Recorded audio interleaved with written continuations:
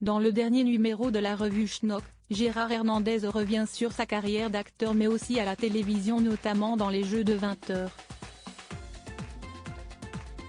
Dans l'interview, l'acteur de scène de ménage en profite pour dévoiler des secrets sur Maître Capello. Une partie de la jeune génération a découvert Gérard Hernandez grâce à son rôle de Raymond dans la série Scène de ménage. Un rôle culte de vieux bougon, qu'il interprète depuis plusieurs années aux côtés de Marion Game, pour M6. Beaucoup le connaissent aussi en tant qu'acteur de théâtre et de cinéma. En 1993, il était monté sur les planches pour le dîner de con de Francis Weber, et en 2012, il était mis en scène par Isabelle Ratier, dans la pièce Toc Toc écrite par Laurent Baffy. Gérard Hernandez est aussi connu pour ses nombreuses participations dans l'émission Les Jeux de 20h diffusée sur France 3, de 1976 à 1987. Émission de culture générale dans laquelle Jacques Capello-Vici, alias Maître Capello, faisait office d'arbitre, et qui d'après Gérard Hernandez, était un autre homme à la sortie de l'émission. Mais je ne peux rien dire, rien. On se souvient de Maître Capello comme étant l'arbitre mais aussi l'homme qui savait tout.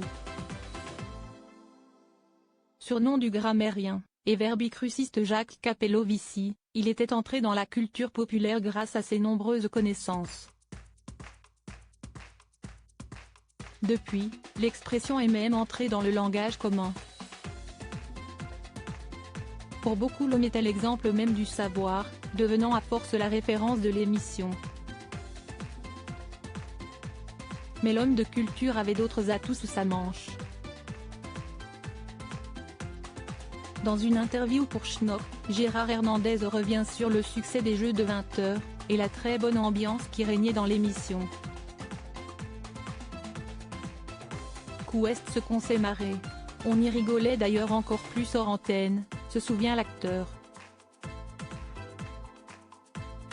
C'est justement sur la façon d'être de Maître Capello hors antenne que l'acteur de scène de ménage dévoile les talents de Don Juan de Capello hors antenne. Maître Capello n'existait plus, c'était un autre homme.